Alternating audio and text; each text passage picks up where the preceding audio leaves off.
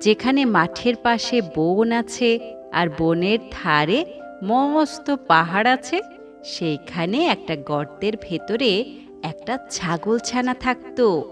সে তখনও বড় হয়নি, তাই গর্তের বাইরে যেতে পেত না।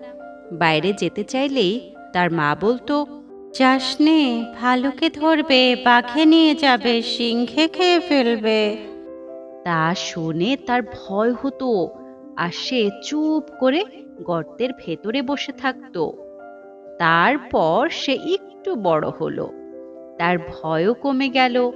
তখন তার মা বাইরে চলে গেলেই সে গর্তের ভেতর থেকে উঁকি মেরে দেখতো। শেষে একদিন একেবারে গর্তের বাইরে চলে এলো। সেখানে একটা মস্ত ষাঁড় ঘাস খাচ্ছিল। ছাগলছানা আর এত বড় জন্তু কখনো দেখেনি।